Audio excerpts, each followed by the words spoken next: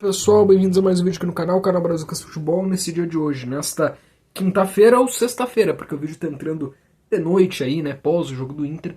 É possível que bastante gente esteja assistindo na sexta-feira.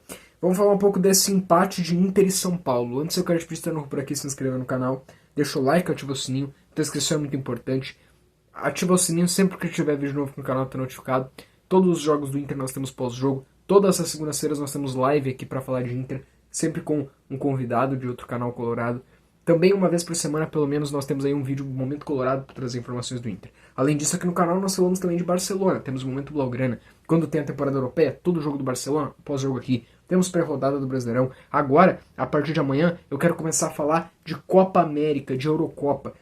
A partir de amanhã de Eurocopa, a partir da semana que vem de Copa América. Então, fica com a gente aí. Tá? Escalação do Internacional, então. O Internacional foi escalado com Fabrício, Bustos, Vitão, Fernando René, Thiago Maia, Bruno Henrique, Arangues, Wesley, Alan Patrick e Luca. Cara, vamos lá, o que aconteceu no jogo de hoje, né? O Internacional, primeira notícia já foi ontem, quando o Internacional perde o Alário. Né? Ontem, no fim do dia, a gente viu a informação que o Alário machucou o ombro, e por isso o Alário não estaria à disposição do jogo de hoje. Então é um jogo sem Rocher, sem... Deixa eu ver se eu lembro de todos. Sem Rocher, sem Borré, sem Valência, e vai ter que passar por isso, tá? Por causa da Copa América aí. E também sem Alário, tá? Acho que isso precisa ser considerado. Contra um baita time do São Paulo. O que aconteceu na partida? O primeiro tempo foi um primeiro tempo de domínio do Internacional, muito daquilo que a gente vinha falando, o Internacional que tem muito posse de bola, o Internacional propositivo, o Internacional que troca muito passes, mas ainda peca nas finalizações. Talvez, se fosse um pouco mais objetivo, ou se fosse um pouco mais matador, poderia no primeiro tempo ter aberto o placar. Fez um primeiro tempo melhor do que o time do São Paulo. Vinha atacando, vinha chegando, mas muito daquilo que a gente viu nos últimos jogos. Troca de passes, né? Vai com a bola. E na hora da finalização.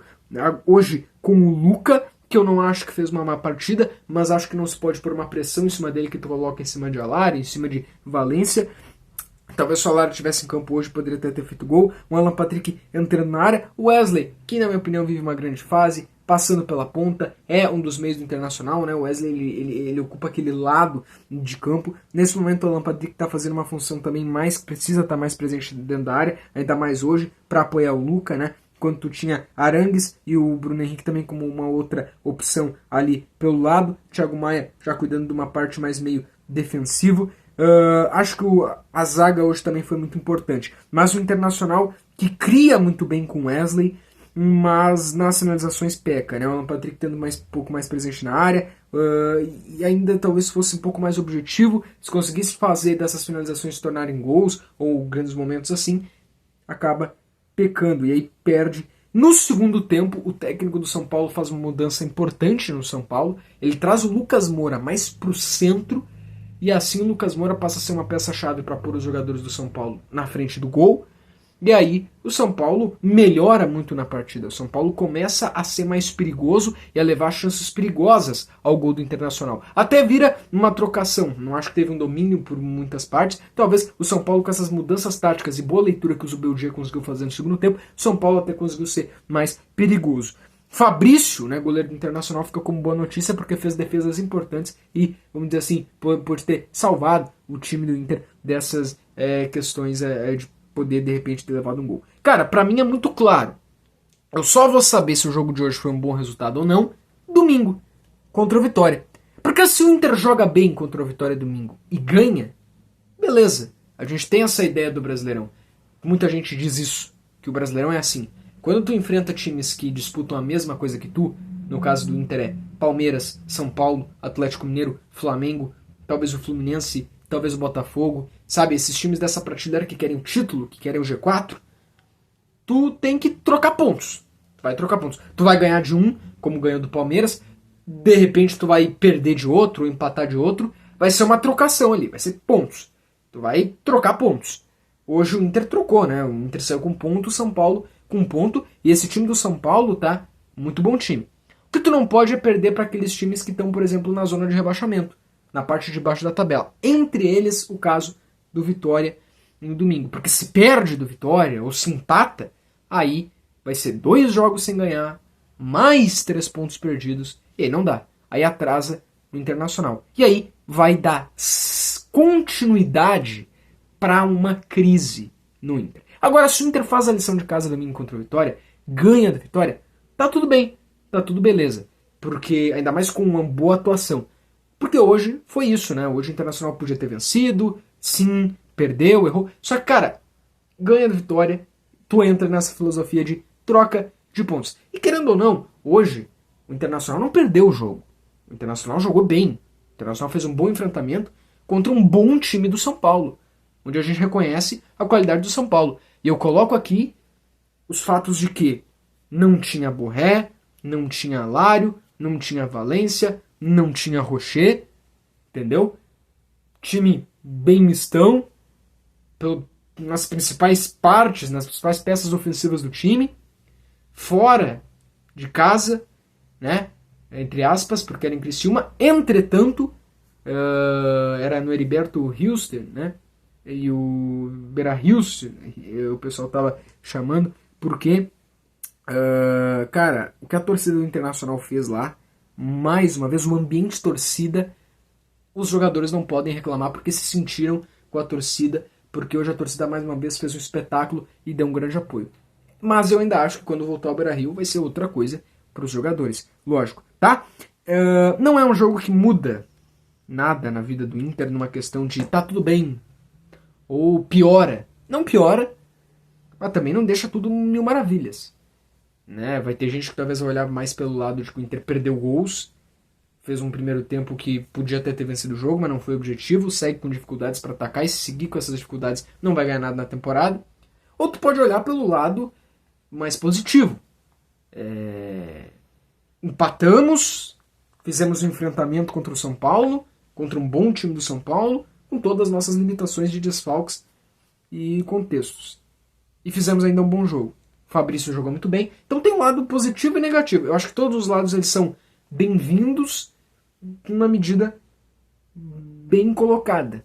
Entendeu? Porque hoje, cara, se tu critica o Kudê, se tu elogia o Kudê, podem te chamar de passapano. Mas se tu critica, podem te chamar, perseguindo o Inter. Eu não acho que quem está elogiando o Kudê é passapano. Tá? Eu acho que todas as considerações devem ser feitas. Eu sou contra a demissão do Kudê. Eu acho que a gente está num momento atípico. Ainda mais, cara, quem que vai vir assumir o Inter sem nem poder jogar no Beira-Rio? Agora com os grandes jogadores fora por 10 rodadas do Brasileirão, e grandes jogadores que eu digo é o Borré, o Valência, tá? O Rocher, o teu goleiro titular, os teus 2 atacantes titulares, não é um atacante titular, é 2 atacantes titulares. E tu ainda nem podendo jogar muito bem no teu estádio. Cara, não tem nenhuma condição de tu querer no meio disso fazer trocas de projetos. Eu penso assim. Mas não é só por isso que eu não quero a saída do Kudê. Cara, como que eu vou conseguir analisar qualquer coisa sem botar essas considerações? O Kudê não tem culpa do que aconteceu no estado. A torcida do Inter não tem culpa do que aconteceu no estado. Os jogadores do Inter não têm culpa do que aconteceu no estado. Ninguém tem culpa. A direção do Inter não tem culpa. Mas, por favor, eu preciso pôr isso na análise. Eu também não sou a favor da saída do Kudê, porque eu não sei se em outras circunstâncias não ia estar melhor. Eu posso chegar a uma conclusão daqui a 2 meses. Se ele tiver caído de tudo, com todos os jogadores, já com o Beira-Rio, ele não tiver feito o time jogar. Aí beleza. Agora, cara, é muito complicado. Entendeu? Mas também eu não sou desses que estão passando pano e que não podem criticar. Porque eu já falei aqui outras vezes no canal. O Inter ganhou no limite. O Inter não pode ficar ganhando toda a partida no limite. O Inter tem condições de, mesmo limitações, conseguir resultados melhores do que vinha conseguindo. O Inter não pode todo jogo estar ganhando no limite. E eu não acho legal e correto o que o Kudê fez lá com o torcedor do Jacone. Algumas falas que o Kudê tem tido com a imprensa não acho que estão corretas. E eu acho que não precisa o Inter querer passar esse filtro de tá tudo bem e a imprensa é contra nós. Não caiam na deles. Não, cara, pra quê? Sabe, uma frase que é muito boa e o Inter tem que pegar pra si. O Inter tem que dar manchetes dentro de campo. Isso eu vejo muito o Ribeiro Neto falar lá da Band. O Inter tem que dar manchetes dentro de campo. Parar de dar manchetes fora de campo. Sabe? Cara, na última semana a gente tava falando sobre o gordo do Jacone, que eu não sei nem quem é. Vou confessar pra vocês que eu sei que ele tava dando entrevista por aí, mas eu não assisti, não acompanhei. Não sei nem quem é. Não. Tá? Tudo de bom pra ele, não tenho nada contra, desejo tudo de bom pra ele, mas eu quero ver os atacantes do Inter jogarem e fazer gols, tá? Mas na última semana a gente tava falando sobre o gordo do Jacone, que eu tô dizendo isso porque é assim que ele ficou conhecido, porque o técnico do Inter chamou ele assim, e em manchetes aí estão chamando ele assim, tá? Não é eu que tô falando aí dele, não, tá? Antes de virem dizer que eu tô fazendo qualquer coisa aí. A gente tava falando sobre o duelo Barcelos e imprensa, de certa forma. Eu falei mais sobre isso no vídeo de ontem, né?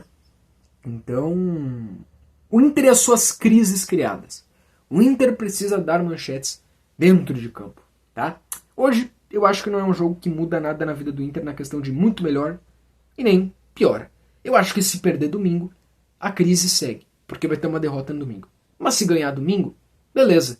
O jogo de hoje fica aquela velha frase, e acho que correta, do trocar pontos contra os que brigam na mesma que tu, mas contra times que não brigam a mesma coisa que tu tem que ganhar, tá? Mas o Inter precisa dar manchetes dentro de campo. Eu acho que, devido a todas as limitações do Inter, esse resultado não é ruim, tá? Não é tão ruim assim, não. Eu acho que desde que ganhe domingo, eu vou ter... Se domingo de noite eu ir dormir depois de uma vitória contra o Vitória, vai estar muito bom. Mas se uma derrota aí, as coisas vão ser complicadas. Pelo menos eu acho assim. Eu acho que a gente vai saber o resultado, se o resultado do jogo de hoje foi bom ou não pra tabela no domingo, tá? Mas é isso, pessoal. Tamo junto. Sobre o jogo de hoje, acho que era muito isso, tá? Acho que foi um jogo legal de se ver, duas grandes equipes. O Inter podia ter sim ganhado o primeiro tempo, teve limitações, acho que tem dificuldades para atacar e não é de hoje, por causa dos desfalques de hoje. A gente já viu isso nos últimos lados, isso é uma coisa que o Kudê vai ter que ir trabalhando com o time, isso é um problema. Mas, cara, eu não vejo como um jogo, meu Deus, horroroso, nossa. Não, acho que foi um jogo legal. São Paulo teve estratégias melhores no segundo tempo e viu mudanças no jogo diante disso, né? E é isso, pessoal. Tamo junto, valeu. Uma continuação de semana abençoada e protegida por Deus a todos. Segunda-feira a gente vai ter live aqui falando de Inter. Antes, domingo, pós-jogo então, tá? Pós-jogo do Internacional aqui. Sexta-feira eu vou deixar pra falar de Eurocopa aqui no canal.